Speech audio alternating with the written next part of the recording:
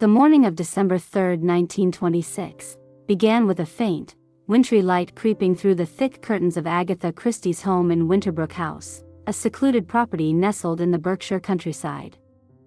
The house was silent, save for the soft crackling of the hearth in the drawing room and the muffled sound of footsteps as the household staff moved through their morning routines. The smell of fresh bread lingered in the air from the kitchen, a simple comfort on a cold and overcast day. But inside the writer's mind, things were anything but peaceful. Agatha Christie, still in her early 30s but already a well-known name in the world of mystery fiction, felt a heaviness that had settled in her chest like a stone. Her marriage to Archibald Christie had not been happy for some time. They had married in 1914, and at first, it had been a whirlwind romance, a perfect union between two seemingly compatible people. But as the years passed, something changed. Archibald, a former army officer, became distant.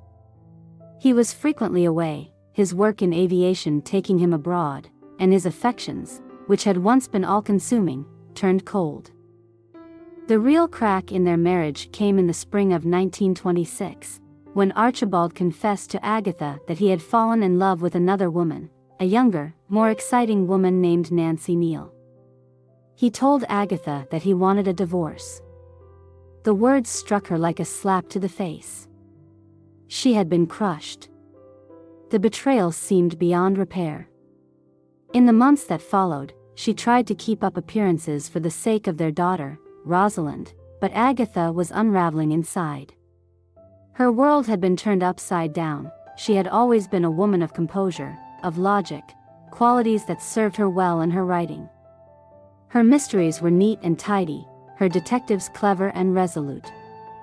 But now, with the man she had trusted so completely rejecting her, her mind felt chaotic and disordered. Every day was a blur of tears, confusion, and sleepless nights. The thought of Archibald's mistress haunted her at every turn. Nancy Neal, the woman who had supplanted her. In the quiet moments, when she wasn't pushing herself to write or to act as if everything were normal, Agatha's thoughts circled back to her betrayal like a tight, suffocating spiral. How could a man who had once adored her, who had written her long letters full of love and admiration, have cast her aside so easily? The strain had begun to affect Agatha's health. She had become pale and listless, her appetite waning, her energy depleted. She stopped writing for a time, unable to find inspiration or motivation. In the midst of this emotional chaos, a deep, unshakable exhaustion had settled over her, and for the first time in her life, she began to entertain thoughts she would never have considered before. On the morning of December 3rd, Agatha had made a decision, though she had not fully recognized the weight of it yet. She had put on her favorite fur coat, a warm and familiar garment that had always made her feel safe.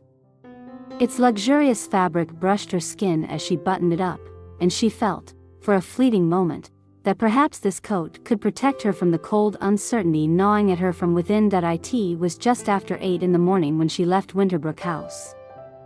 The sky outside was overcast, and there was a touch of frost on the ground, though the weather had been relatively mild for a December day.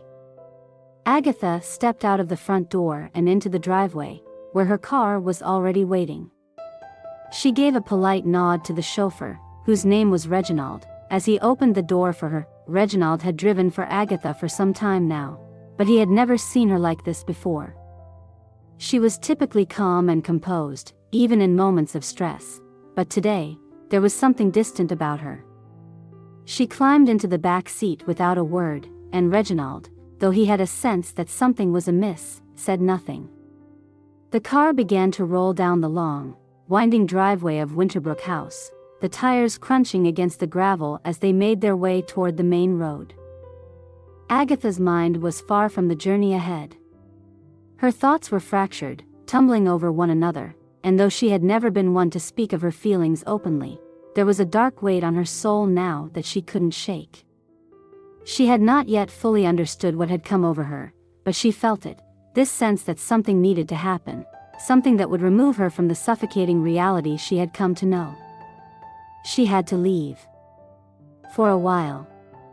Somewhere far from everything and everyone, the car passed through the rolling hills of Berkshire, and Agatha stared out the window, watching the countryside blur by. The cold air outside seemed to mirror the coldness she felt inside. They passed through the small village of Pangbourne, and as the car climbed higher into the hills, Agatha's mind drifted to thoughts of Newlands Corner. She had visited the reserve before, once or twice, an isolated, tranquil area in Surrey where she could lose herself in the beauty of nature. Perhaps that was where she would go. It was only an hour's drive from her home, but it felt as though she were heading to another world entirely. A world where the pain of betrayal might not follow her. The route through the hills was familiar to her, and yet as the car ascended toward the reserve, Agatha felt an overwhelming sense of detachment. She was no longer entirely in control of her actions.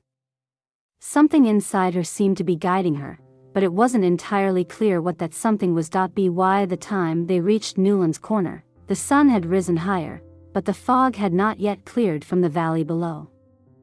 The mist clung to the trees like the remnants of a dream, creating a sense of isolation and quiet.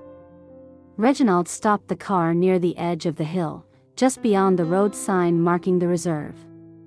He glanced over his shoulder at Agatha. She was sitting in the back seat, her hands clasped in her lap, staring straight ahead. "You'll be all right, Mrs. Christie?" Reginald asked, his voice soft but uncertain. Agatha nodded slowly but didn't respond. She stepped out of the car without another word, her fur coat swishing as she closed the door behind her. Reginald watched her walk away, her figure swallowed by the mist. What happened next was a blur. Reginald waited in the car for an hour, then two. When he finally got out and searched the area, there was no sign of Agatha Christie. No footprints, no disturbance in the underbrush. Just the eerie stillness of the morning fog. The car, with its engine still warm, remained parked at the edge of Newlands Corner. On the front seat was Agatha's coat, carefully folded, but no sign of the woman who had worn it. It was as though she had simply vanished. The news of Agatha Christie's disappearance broke that evening, and it sent shockwaves through London and the world. A famous writer, missing, vanished into thin air, just like one of her own fictional characters. The police were immediately involved, and the press was quick to latch onto the story, with wild speculations running rampant. Did she leave voluntarily, in search of peace? Had she been abducted? Or, as the most sinister rumors suggested, was this a case of foul play? What the public didn't know, and what no one could have anticipated, was that the mystery of Agatha Christie's disappearance was only just beginning to unfold. The disappearance of Agatha Christie was not just a news story, it was a national obsession. The press latched onto the mystery with a fervor that could only be matched by the most dramatic of her own novels. Headlines screamed her name, and across London, from the drawing rooms of the elite to the pubs of East End, conversations revolved around one question: where is Agatha Christie? The first day after Agatha's disappearance was spent in confusion and disarray. Her car had been found abandoned, the fur coat left behind as an eerie clue, but no trace of Agatha herself. For hours, the police combed through the foggy countryside, searching the underbrush and the sparse trees of Newlands Corner. It was as though she had vanished into thin air. The police quickly determined that no robbery had occurred. Agatha's purse, wallet, and personal belongings were untouched in the car. There was no sign of a struggle, no blood, no clue that pointed to an abduction. The mystery seemed to deepen with every passing hour. As the days wore on, the search expanded beyond the immediate area. More than 1,000 police officers were deployed across Berkshire and Surrey, canvassing villages, searching woods, and questioning locals. It was an unprecedented manhunt for someone who had not been confirmed missing for long enough to warrant such an all-consuming effort. Yet, her fame and the baffling nature of her disappearance demanded nothing less. Within 2 days, the police had already expanded their investigation to consider all possibilities. Could she have fled voluntarily? Some suggested that Agatha had decided to leave her tumultuous marriage and vanish. The theory, though plausible, did not explain her complete abandonment of her car, her belongings, and the carefully folded coat, clues that indicated she had left in a hurry, perhaps without thinking. By the third day, public concern turned to speculation about her emotional state. Agatha Christie, despite her outward composure, had been facing a personal crisis.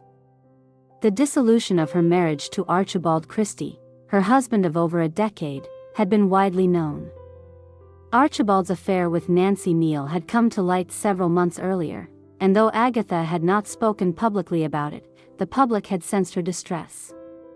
Rumors circulated that her fragile mental state may have driven her to take drastic action.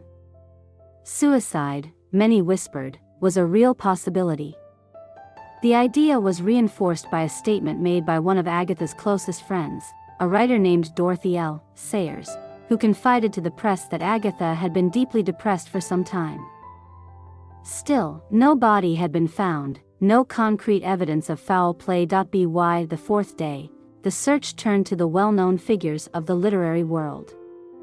Agatha Christie was a celebrity, and with her sudden disappearance, her peers, too, became involved in the search for answers. Sir Arthur Conan Doyle, creator of Sherlock Holmes, was one of the first to offer his services. Doyle, a man as famous for his interest in spiritualism as for his detective stories, had an eccentric approach to investigations. He suggested that Agatha's disappearance might have been the result of a psychic disturbance, or even the work of forces beyond the material world. Theories abounded, each as wild and improbable as the last. Had Agatha gone mad? Had she been kidnapped? And, most ominously, had her estranged husband, Archibald, played a part in her disappearance? The media and public opinion quickly turned their focus to Archibald Christie. His affair with Nancy Neal was no secret, both his infidelity and the fact that he had already begun divorce proceedings with Agatha. To many, it seemed a perfect motive for a crime. Had Archibald, in a fit of rage or desperation, murdered his wife? The press hounded him with questions, and even though he had not been arrested or charged, the shadows of suspicion loomed over him. On the sixth day of Agatha's disappearance, Archibald gave a public statement. He appeared calm but visibly tired, his normally neat appearance slightly disheveled, as though the ordeal had taken a toll on him. He vehemently denied any involvement in Agatha's disappearance, but his words were clipped, and there was an air of unease about him. "I love my wife," Archibald said. "I would never harm her. But I am just as bewildered as the rest of you. We are all deeply concerned for her safety. I only wish she would return to us." It was hard for the public to accept his assurances. To many, it seemed clear that Agatha's emotional breakdown was directly tied to her husband's betrayal. The press painted Archibald as a cruel and unfeeling man, and his role in the unfolding drama became the subject of endless speculation. Had he done something to force Agatha into hiding? Could he have played a darker role in her disappearance? The police began to focus on Archibald as a person of interest. They questioned him multiple times, but his alibi checked out. He had been several miles away on the day of her disappearance, at a business meeting, and there were no signs of foul play at Winterbrook House. He had not, it seemed, murdered her, yet the accusations against him lingered, and the rumors continued to spread. Was he guilty of something more subtle, of emotional cruelty, of driving Agatha to the brink of madness? The press had their theories, and they were all too eager to print them. But as the days stretched into a week, the case grew colder. The police, despite their exhaustive efforts, could not find Agatha. No trace of her had been discovered, and even the most seasoned investigators were left floundering. Where had she gone? Why had she left so suddenly, so completely? The case had begun to look more and more like an impossible riddle. Then, on the 11th day after Agatha's disappearance, the breakthrough came, not from the police, but from an unexpected source. A telephone call came into Scotland Yard from a hotel in Harrogate, in the north of England. The Swan Hydro Hotel had been contacted by a musician who worked there, claiming to have seen a woman matching Agatha Christie's description. She had arrived at the hotel over a week ago, checking in under the name Mrs. Neal, the same last name as her husband's mistress. She had paid in cash and had been staying in a modest room, requesting little in the way of service. The hotel manager confirmed the report, and the police were dispatched immediately. Upon arrival at the hotel, they found Agatha in a small, unassuming room. She was sitting by the window, staring out at the snow-dusted landscape. When the police entered, she looked up, but her face was blank, almost detached, as though she had been waiting for them. She did not seem surprised to see them. Instead, her expression was calm, almost indifferent. "Mrs. Christie?" one of the officers asked gently. Agatha nodded, but she did not speak. "Are you all right?" the officer asked, his voice soft with concern. "I don't know," Agatha replied quietly. "I don't remember." The officers were stunned. They questioned her at length, but Agatha appeared to have no memory of how she had gotten to the hotel, why she had chosen this particular place, or what had happened to her during the time she had been missing. She did not seem to be in any distress, but her behavior was strange, detached, almost as if she had retreated inwardly to some place where nothing could reach her. When Archibald arrived at the hotel later that day, his face was pale with shock.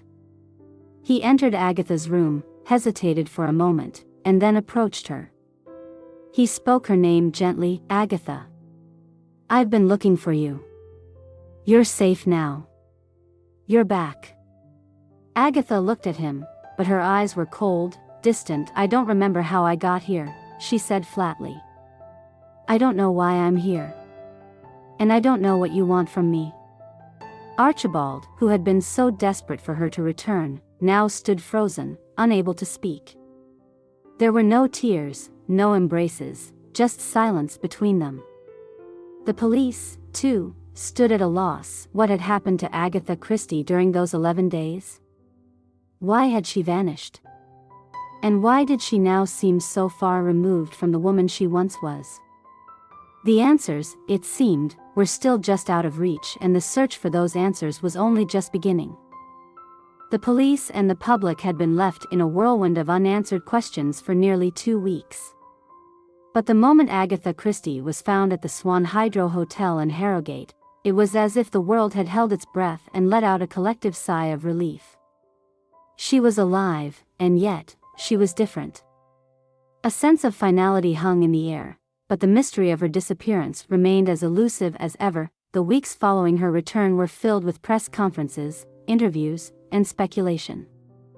Agatha Christie, once the picture of composure, the famous author of meticulous detective novels, was now the subject of a real-life mystery that no one, not even her, seemed able to unravel. When Agatha was found, her condition wasn't what one might expect from a missing person. She wasn't malnourished, dehydrated, or injured. Instead, she seemed oddly distant. Her hair, usually neatly kept, had grown untidy.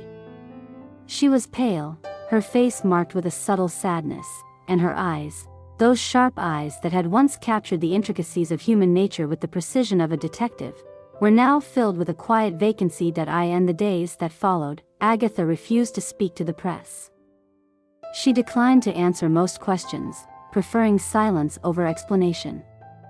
And when reporters pressed her, seeking to unravel the threads of the mystery, she gave only vague and cryptic responses. "I don't remember," she would say, her voice soft, almost lost. "I don't know how I ended up there. I don't know why I went, and I don't know why I stayed."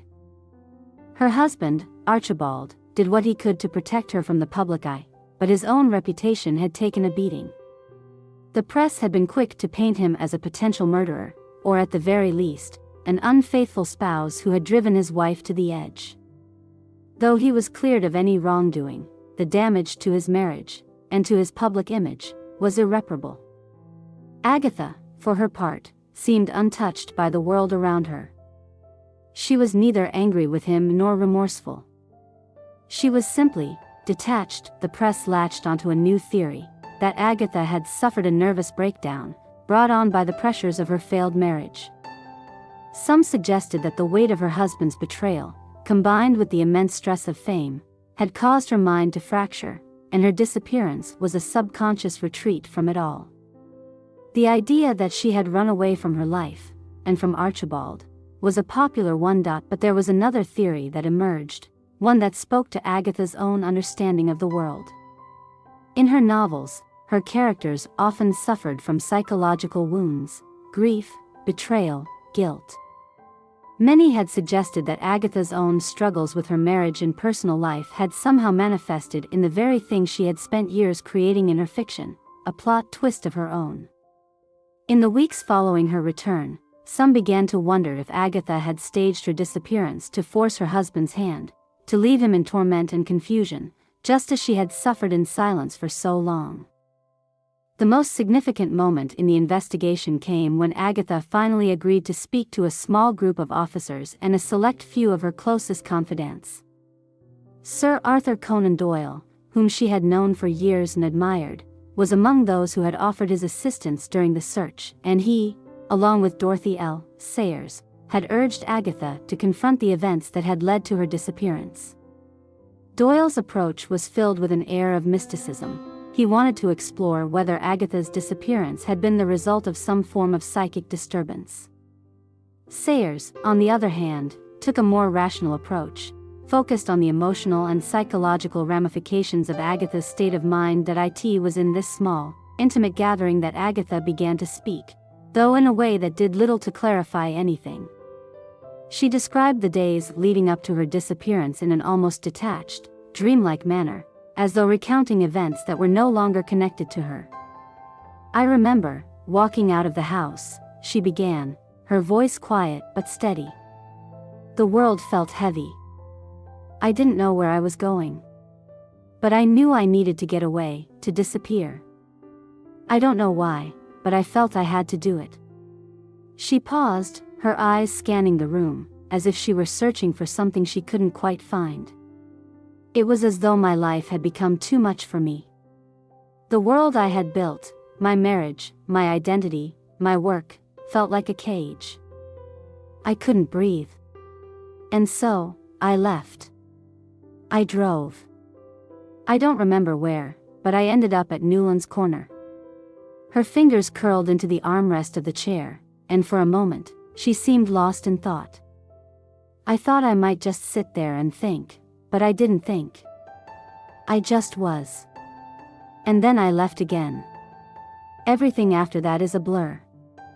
I know I stayed at the hotel, but I don't remember how I got there. I don't know why I stayed. I just didn't know what to do. I didn't know what was real anymore." Her words were hauntingly dispassionate, as if she were observing her life from a distance, unable to connect to the emotions that had once driven her. The detectives, Sayers, and Doyle listened intently, but none of them were able to make sense of her account. How had she gotten from Newlands Corner to Harrogate? Why had she registered at the hotel under the name of Nancy Neal, Archibald's mistress? Had it been an intentional act of revenge, or merely a coincidence? While the police eventually closed the case, labeling it a mystery with no clear resolution, the public was left to speculate. Had Agatha Christie simply cracked under the pressure of her personal life, retreating into a fugue state to escape her pain? Or had she orchestrated her disappearance as a deliberate, though subconscious, act of vengeance against a husband who had betrayed her? Could it be that Agatha Christie, the woman who had spent her life creating intricate plots and solving puzzles, had written the ultimate plot twist for herself, one that even she could not completely explain? In the years that followed, the mystery of Agatha Christie's disappearance would remain an enduring subject of fascination. Scholars and biographers would offer countless theories, each more plausible or fantastic than the last. Some believed that her temporary amnesia was a result of deep emotional trauma, while others argued that it had been a subconscious revenge on Archibald and his mistress. Still, the truth remained elusive, locked away in the recesses of Agatha Christie's mind. Agatha would go on to write more novels, Some of her best-loved works were penned in the aftermath of her disappearance, but she would never again speak publicly about those 11 lost days. And as for Archibald, the man who had caused her such heartache, their marriage never truly recovered. They would remain together for a time, but the distance between them was permanent. As for the mystery itself, the disappearance of Agatha Christie, it was a puzzle with no solution, an enigma that only deepened with time. And perhaps that, in the end, was the most fitting tribute to the greatest mystery writer of all time. Agatha Christie had created her own unsolvable riddle, a mystery that would live on forever, unanswered.